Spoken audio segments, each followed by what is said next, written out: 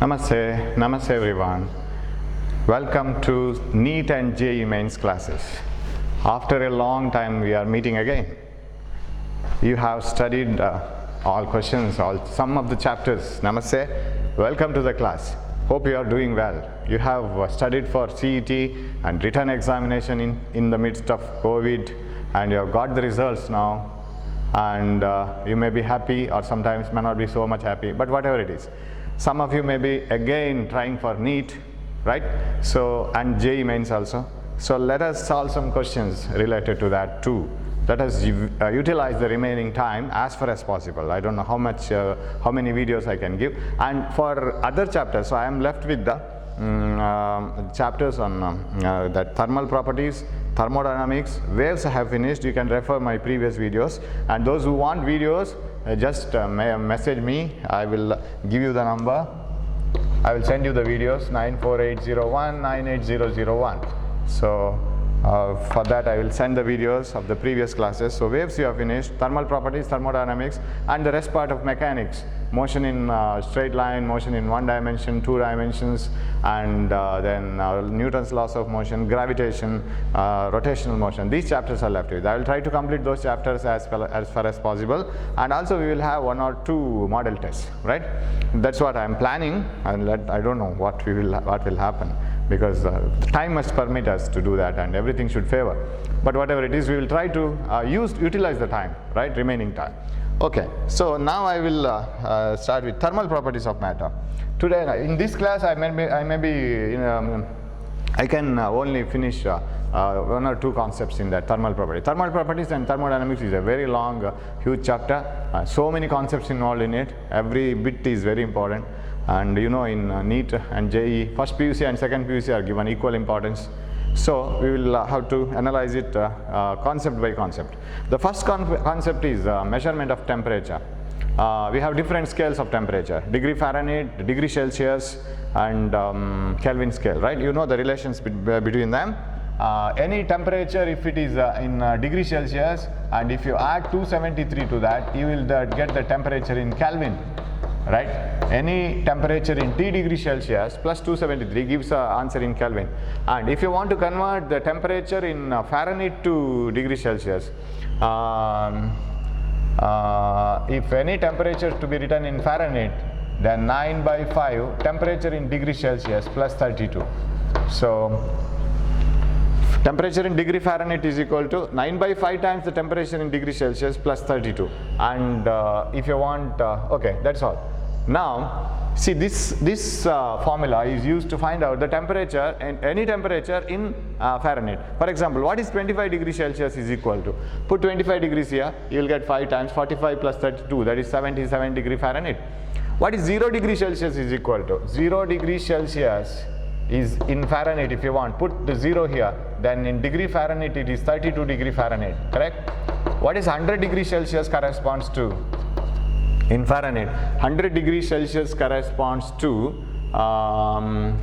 you put 100 here, then it will get, if you put 100 here, then it will get 20, 180 plus 32. 180 plus 32 is 212, right? So, difference of 100 degrees Celsius, a difference of 100 degrees Celsius makes a difference of 180 degree Fahrenheit, correct? Can you follow it here? So, if you want any temperature, particular value of temperature, substitute it here. But the difference will not be the same. What do you mean by difference will not be the same? Suppose a temperature falls by 10 degrees Celsius somewhere, then that fall is not 10 degree Fahrenheit. Of course, it is 10 Kelvin, because in Kelvin and degree Celsius, we are only adding 273. When you suppose the temperature falls from 60 degree to 50 degree, when you convert 60 degree to Kelvin, you add 273. When you convert 50 degree to Kelvin, you add 273. Difference 10 Kelvin. A fall of 10 degrees Celsius from 60 to 50 is equal to a fall of 10 Kelvin itself. That is difference, remember. Fall of 10 degree, that is not, I am not referring to 10 degrees centigrade, right? I am not referring to that particular temperature. I am referring to a difference of temperature. So difference in Kelvin, delta K is equal to delta degree Celsius. There is no difference.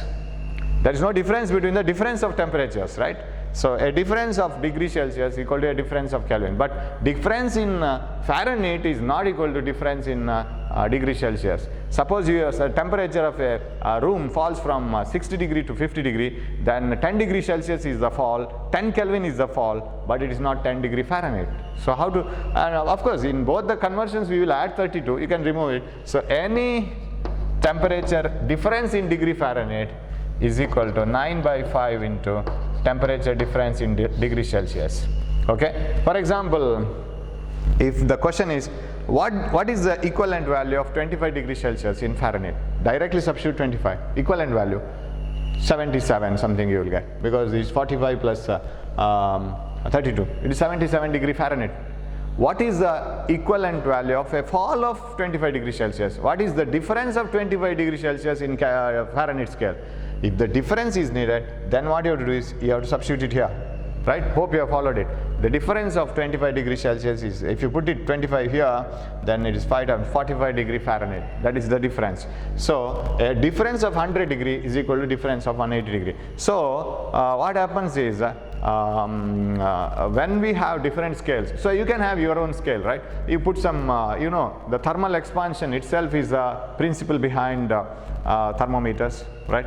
So when some liquid is put or some gas is put inside the thermometer, it expands, so we see the reading.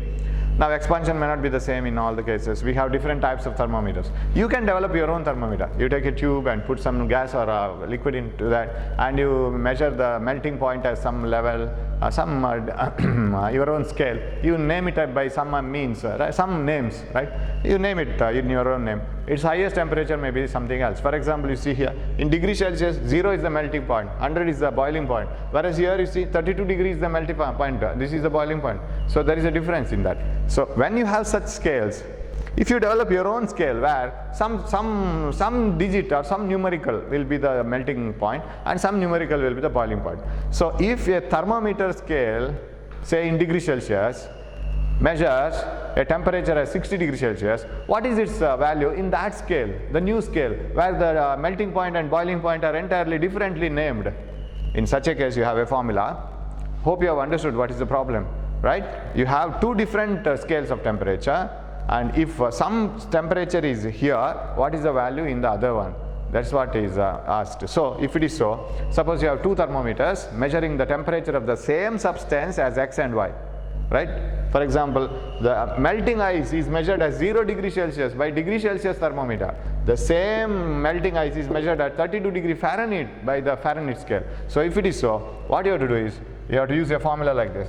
Temperature as measured by the first thermometer, say X, minus its lower fixed point. What do you mean by lower fixed point? Lower fixed point means the lowest temperature measured in that. It may be melting point also. Divided by its upper fixed point, the highest temperature to be measured in that, maybe boiling point sometimes, minus lower fixed point is equal to the temperature as measured by the another thermometer Y minus its lower fixed point 2, I'll write 1, this is 1, 1, 1, divided by upper fixed point minus lower fixed point of the second thermometer. Understood? This is X is the reading shown by the first thermometer, Y is the reading shown by the second thermometer on the same substance, for the same substance. Then this formula can be used. So if X is the reading shown by 1, then its value minus its lower fixed point divided by the difference of the upper fixed point and the lower fixed point. Similarly here, you can use this formula. So that is about that thermometers. And regarding expansions, you know that whenever metals are heated, solids are heated, they expand, and gases will also expand. So expansion is a effect that is seen when a material is heated. So if you take that into account, with respect to the original value, what is the increase in the length? Because increase in the length may not be the same for all the materials. Suppose you take a 1 centimeter aluminium, heat it, then how much increase in the length is found will not be the same as when you take 10 centimeter length aluminium. Because 10 centimeter length aluminium will absorb more heat, it has more area and all. And its length increase may be different. So it depends on the original length. Change in the length after heating depends on the original size. This is called fractional change in length. Out of what? Change in length is out of what, right? Sometimes if you are asked to say what is your second PU physics marks, suppose you say 90, then better we ask out of what? Out of 1000 or out of 100? Because out of 100 it may be 9 sometimes, out of 1000 it will be 90. So out of what? That is very important. Out of L, the change is delta L. Delta L by L is fractional change. If you multiply it by 100, you will get percentage change. Okay, delta L by L. For how much increase in the temperature? That is also important. How much you have heated? If you have heated it too much, there may be more increase in the length. If you have heated it very less increase in the length. So fractional increase in the length per degree rise of temperature is called coefficient of linear expansion, if it is in the form of a rod. Fractional change in area per degree rise of temperature is called coefficient of area expansion, or you can write it as beta also. Some people call this as alpha, some beta and gamma. The fractional change in volume per degree rise of temperature. Suppose you take a sphere, you will see all the types of changes of these quantities. The sphere will increase its diameter, change in the length. Its surface area will increase, change in area, and its volume will also increase when it is heated. So that is a change in volume, coefficient of volume expansion. Everything has the unit degree Celsius to the power -1, because cancel, meter cube, meter square, meter. So degree Celsius to the power -1, unit of everything, or per Kelvin. Now, for the same material, say copper, if you take a sphere, there is an increase in diameter, and there is an increase in area, there is an increase in volume. All the three are found in the same material when it is heated by the same amount. Now, out of increase in volume, out of increase in area, out of increase in length, which is highest? Percentage wise, which fractional change is highest? It is found that fractional change in volume is highest. Percentage change also, because alpha V is equal to 3 times alpha L, and alpha A is equal to 2 times alpha L.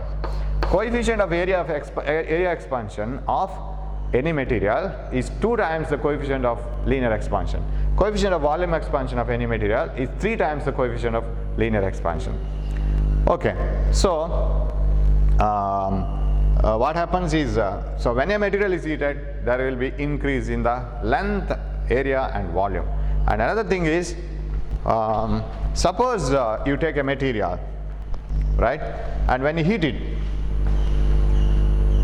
if it is a gas or a liquid, especially liquids I am focusing now, liquids must be taken in a container. So there is a problem.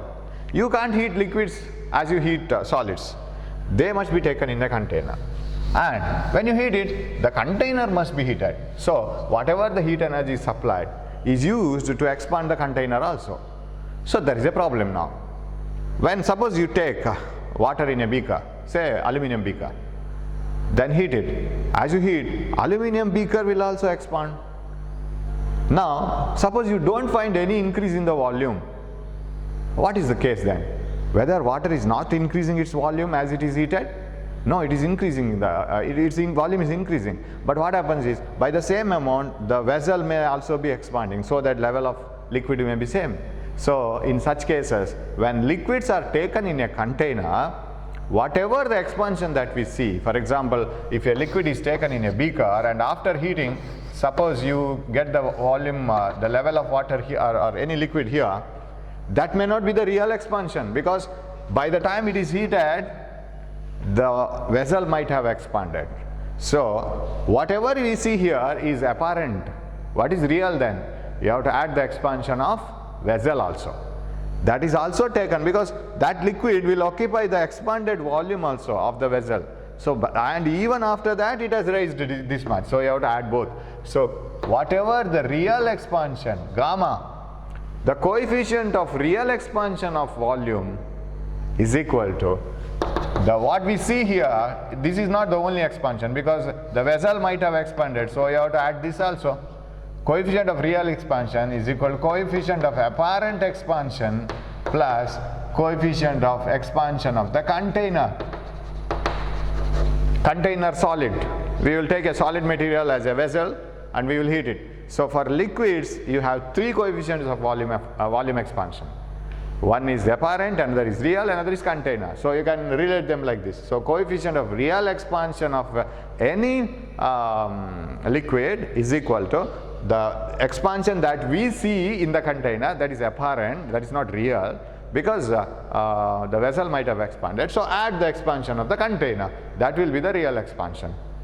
Now suppose you take if this equation and analyze it. Suppose you take a water in a vessel and heat it. If the liquid level is remaining the same, what is the meaning of that? Whatever the expansion that you see, right, I can write it as apparent expansion is equal to real expansion minus expansion of the container, right? Apparent expansion is equal to real expansion minus, I will bring this here, right, expansion of the container. Correct? Apparent expansion of any liquid is equal to real expansion minus expansion of the container. If you analyze this equation, I don't find any increase in the volume of the liquid or level in the liquid in the beaker, whatever be the amount to which I heat it. Level remains the same. Why it is so? Because these two are same. Apparent is not seen at all. Level remains the same because real expansion of liquid and container are same. So when you subtract it, you will get 0. So if the container expands by the same amount as the fluid inside, what happens is the expansion, the apparent expansion is not seen. Now that means the level remains the same. Now if the level falls, what do you mean by level falling? The apparent expansion is found to be negative. Correct? Why it is negative? So when you heat it, the water appears to be shrinking, but it is not really shrinking because the container expands more than the liquid inside. So the real expansion of the liquid is less and container expands more. That means this answer is negative. If the container expands more than the liquid, then the liquid level falls. Now what is the other case? Suppose when you take water full in a beaker and heat it in a metallic beaker, suppose the liquid level, if it overflows, what is the meaning of that? Then apparent expansion is positive, means the real expansion of that liquid is more than the container. Even the container expands, but water expands or the liquid expands faster than the container. So what happens is it overflows. But because that amount will be, the amount of volume will not be enough for the liquid to accommodate itself inside the container, so it overflows. So these the things, generally you have to analyze it. Don't buy out the equation. So real expansion, if you want, find out whatever the expansion that you have seen apparent plus the expansion of the container. So if the liquid expands, if the coefficient of volume expansion of the liquid is more, then you can find an increase in the level, that is apparent will be more found. And if the coefficient of volume expansion of the container is more, then there will be fall in the liquid because this will be minus, answer will be minus, here answer will be minus. And if the container expands as much as liquid, this will be 0. You don't see any apparent expansion at all. So this is the idea, okay? So with all the formulas. And one more, two more things. This I have discussed when I was discussing about oscillations and all. One is thermal stress. Suppose you take,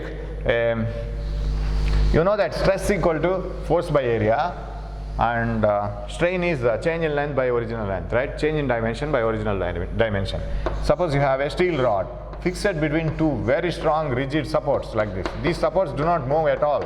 They are very strong. Take a steel rod and heat it. When you heat it, it tries to expand.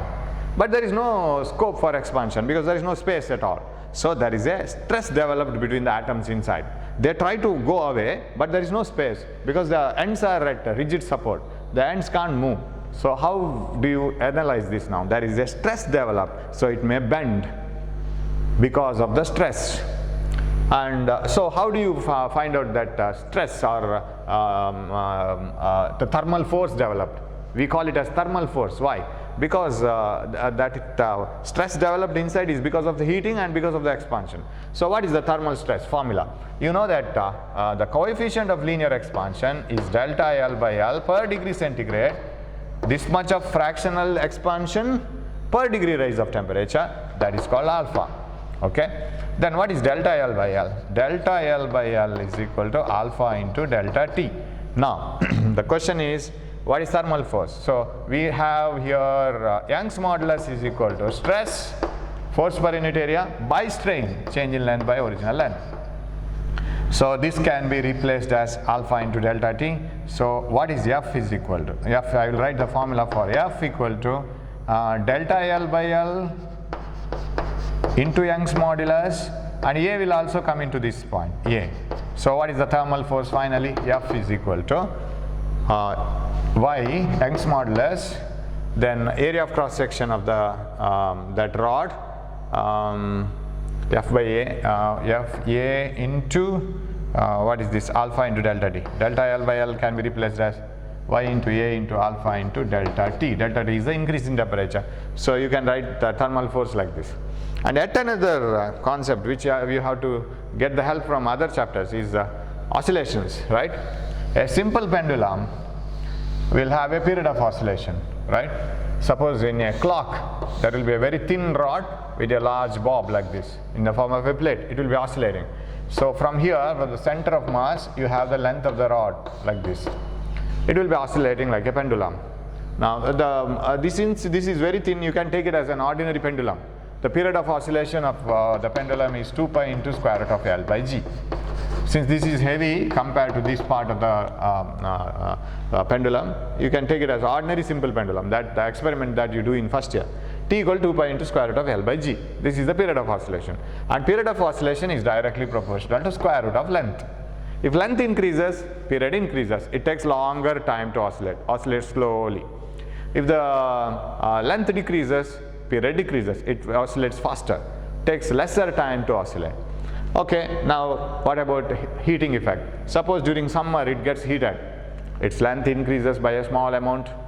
But that will be enough to change the time, because as it oscillates, for every one oscillation, that is for 1 second, if it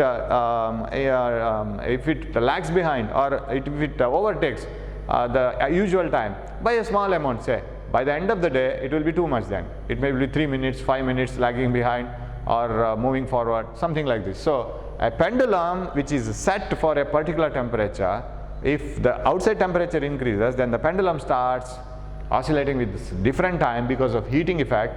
And how much is the change in the time? That is what we have to find out.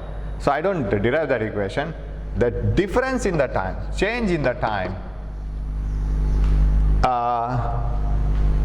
half alpha delta theta into the time for which you are measuring.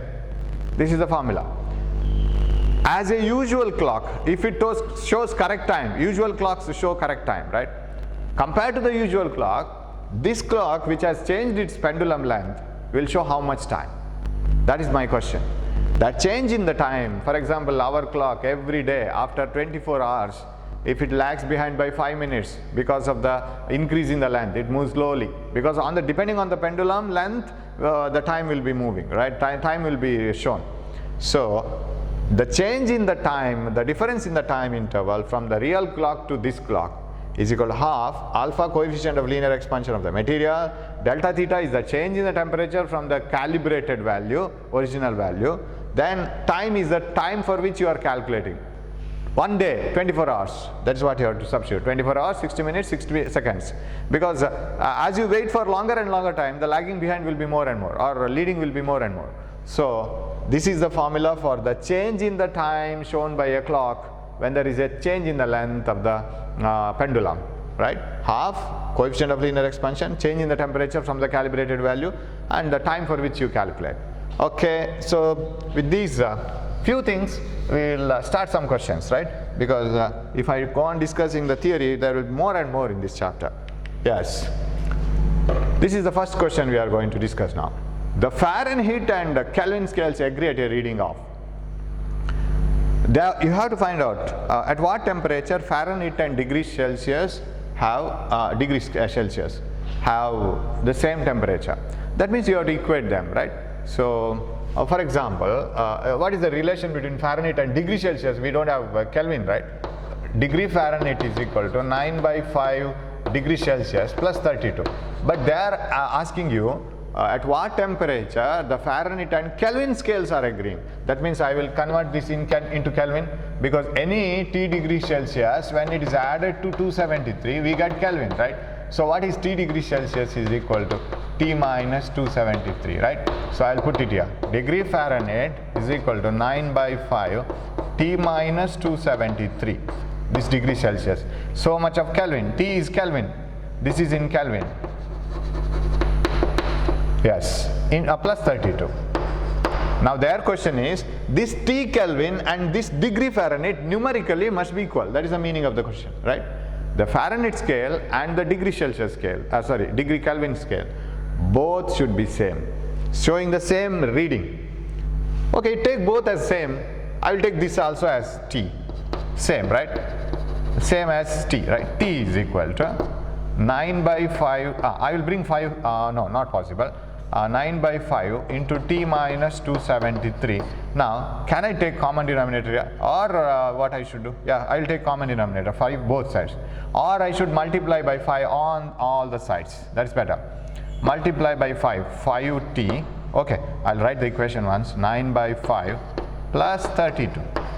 Multiply by 5 everywhere. 5T plus, is equal to, this is 9, T minus 273 plus, here I have to multiply by 5, 10, 160. Bring this 9 inside. 5T is equal to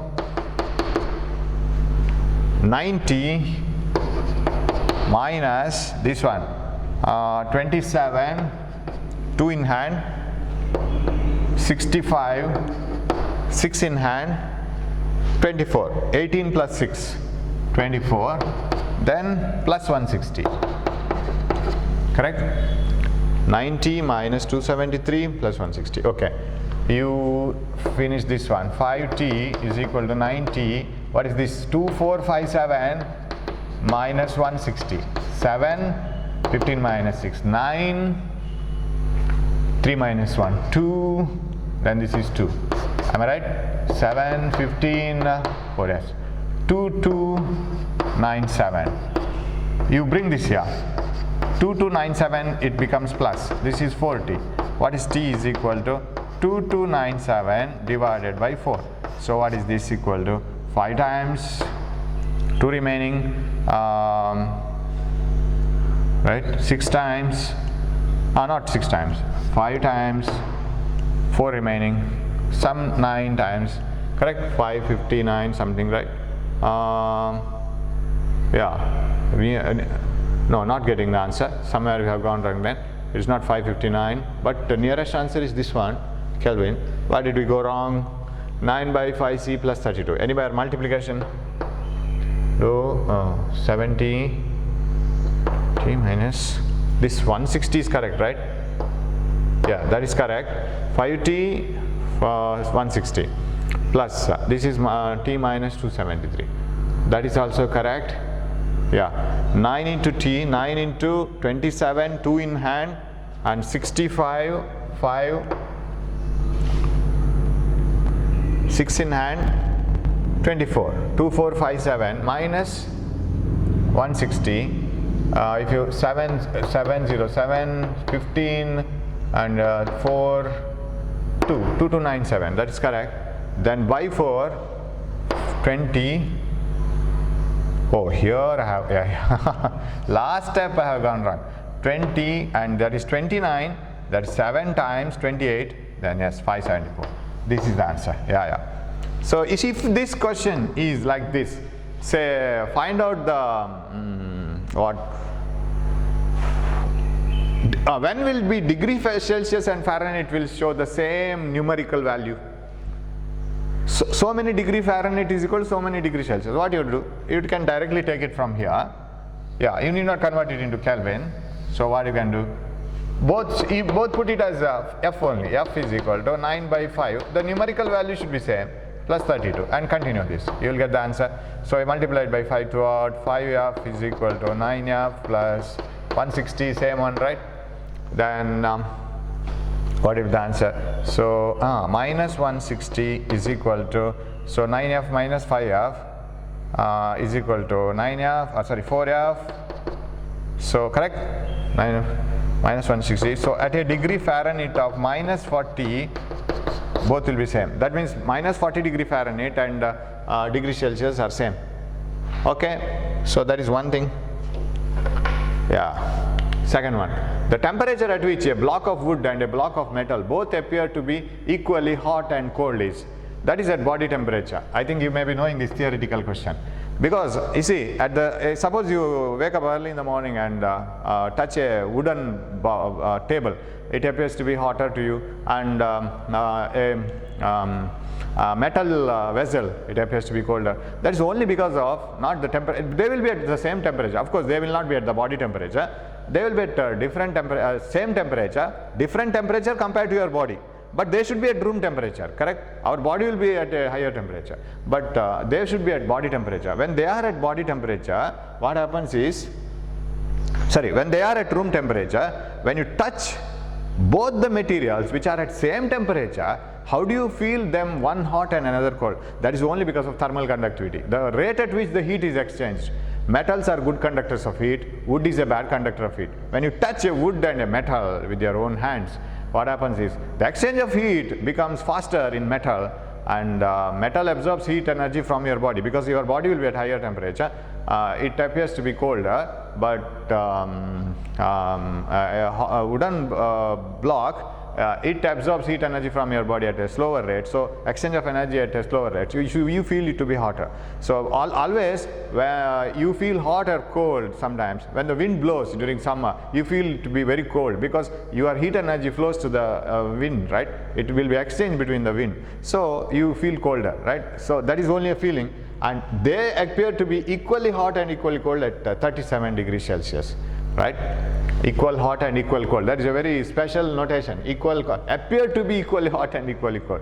Okay, that is at body temperature. You may be knowing all these things. I don't go for much explanation on this.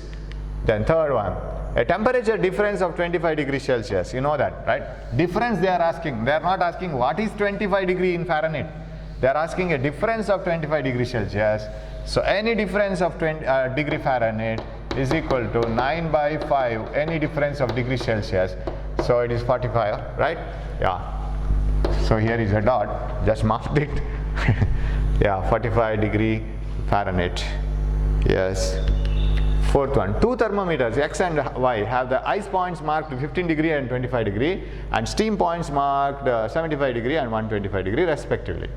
When the thermometer X measures the temperature of bath at 60 degree, and what would the thermometer Y read? So there is a thermometer X where the highest temperature is 15, highest is 75, lowest is 15. Some thermometer, somebody designed it and it is working. They named it by their own thermometer X, say in which the boiling point may be 75, melting point may be 15. So that is how they are marked. Now if one thermometer X shows the temperature of a bath as 60, what about 60 degree means? It is not Celsius, it is not Fahrenheit, it is something scale. So you call this as X, 60 degree X. What is the temperature shown by Y? What is that Y degree? That is the meaning. So you know, temperature in the X minus its lower fixed point, 1, and upper fixed point minus lower fixed point is equal to temperature in Y minus its lower fixed point, 2, its upper fixed point minus lower fixed point, difference.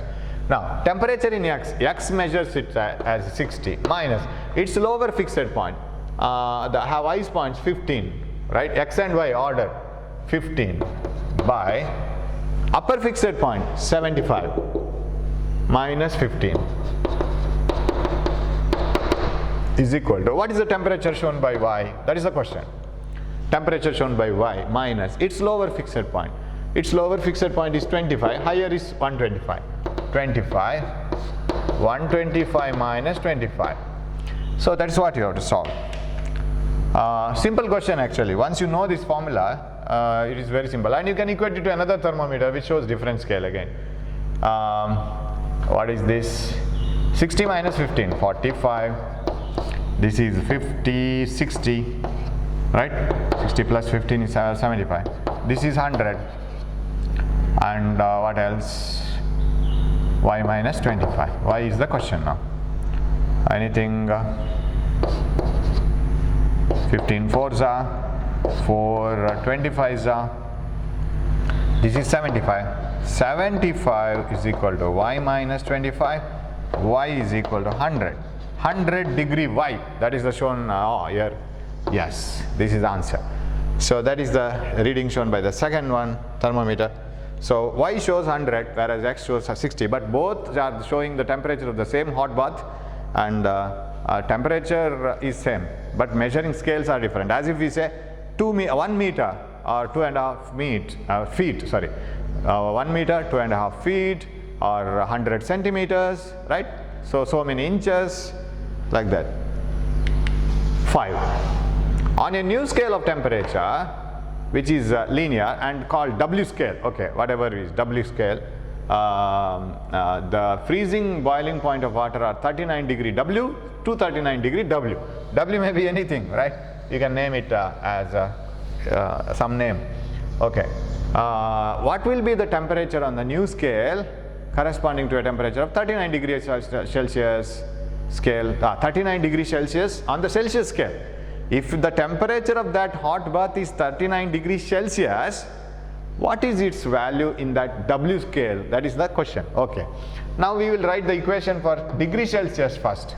Okay, on the right hand side I'll write degree Celsius. Temperature in degree Celsius and minus its lower fixed point. Upper fixed point minus lower fixed point. That you know, because in the Celsius scale, melting point is 0, boiling point is 100. What about in this? What is the temperature shown by W scale minus its lower fixed point 39, its upper fixed point minus lower fixed point. Did you understand? Reading shown by W don't know, its lower fixed point is 39 and the difference. Reading shown by the Celsius thermometer is 39 and its lower and upper fixed point we know it. So solve this one. Hope you can see this. W minus 39 divided by 200 is equal to 39 divided by 100, 2 times W minus 39 is equal to 78, 2 here, then 78 plus 39, W is equal to, reading shown by the W thermometer, 78, 87, 117 W, this one, second one. This marking, it is 117 degree W. That's what you have to do. Yeah, sixth one, thermal expansion. Yes. Okay. Coefficient of linear expansion of brass and steel rods are alpha 1 and alpha 2. So you have to understand the problem very clearly here. Coefficient of linear expansion of brass and steel rods are alpha 1 and alpha 2. Okay. Brass, steel. Okay. Lengths of the brass and steel rods are L1, L2. If L2 minus L1 is maintained same at all the temperatures, yes. If L2 minus L1, that is the expansion is maintained same at all temperature, which one of the following relations hold good? L2 minus L1 means change in length, correct? The change in length of the two is maintained at all the temperatures. That means they expand by the equal amount, correct? Otherwise, how can it be? Suppose this is 10 centimeter, this is 5 centimeter, and after some time 10 becomes 12, this 5 becomes 7. What is the difference? Same. So if the change in the length between the two materials is maintained throughout, that means delta L is maintained throughout. That means L1 increases by how much amount? By the same amount L2 also increases its length. So that the difference is maintained same. 5 centimeter increases to 7, 10 increases to 12, so that L2 minus L1, 12 minus 5 is also 5, 12 minus 7 is also 5, 10 minus 5 is also 5. So if L2 minus L1 is maintained same at all temperature, which one of the following relations hold good? So if it is so, you know the equations for alpha, right? Alpha is equal to delta L by L into 1 by delta T. They say that, so you see the answers. Every answer is within alpha and L, correct? Why? Because very simple. In both the cases, whether you use the equation for this one or this one. In this equation, this has no competition at all. Delta L has no competition because what delta L occurs for the first material, it occurs for the second material also. It may be in larger size, whatever it is.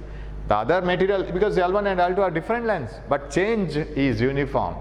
So delta L is not in competition at all temperatures, they say.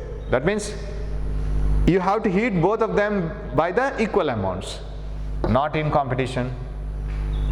Suppose the first one is heated through 10 degrees Celsius, second one is also heated through 10 degrees Celsius. Both increase the length by same amount. Then who are in the competition? Alpha and L. Alpha is inversely proportional to L. That is alpha into L is a constant for both the materials. This should be a constant. That means alpha 1 into L1 must be equal to alpha 2 into L2. That is the solution. See how to analyze it, right? So always some comparison problems must be analyzed like this. You have to see the equation, or you have to see the problem, read the problem, see the things which are common for both. Go on deleting them. Deleting them means there is nothing like they are not in the formula, they are in the formula, but when it is in the competition of comparison, they don't have any role because they are common for both. Remove them. Who is changing the formula then? And where is the varying factor? That is length and alpha. They are inversely proportional. Alpha and into L is a constant. So this type of idea is needed in many problems. You can go on removing the things which are not in the competition, which are not varying, they are fixed, they are constants, and then proceed. You have the similar type of question, but put in a different, put in different words. Same question actually. Two rods of length L1 and L2 are made of different materials with coefficient of linear expansions alpha 1 and alpha 2. If the difference between the two lengths is independent of temperature, the last sentence is the expansion of that previous problem. In between you have some sentences, isn't it? The same sentence is given in some complicated way in this one. If L2 minus L1 is maintained same at all the temperatures, what do you mean by that? The same one put here. If the difference between the two lengths is independent of the temperature, then temperature is independent and delta L is independent, alpha is inversely proportional to L. Same option. Here you have to put it in a different way. Alpha 1 L1 must be equal to alpha 2 L2, alpha 1 by alpha 2 or L1 by L2 is equal to alpha 2 by alpha 1. That's all. So this one, you should be careful while selecting. L1 by L2 is not alpha 1 by alpha 2, right? It is inversely proportional to L, right? Alpha is inversely proportional to L. So this cannot be. This should be L2 by L1. So option 1, right. Next, 8. The height of mercury column in a barometer. Shall we solve this in the next class? Because my time is up and I don't know whether it has gone to the second video. And today we will have only this much of video. Tomorrow you will have more questions to come, and you have given the PDF form of that. Try to solve them. So I will come up with more and more videos when I get time, and I will record it. Thanks for watching my class. So we will have, this is not the answer, sorry. We will solve it in the next class. Thanks for watching my class. In the next class we will have more questions, more discussions. We have calorimetry, thermal expansion, conductivity and all. Thank you. Take care of your health.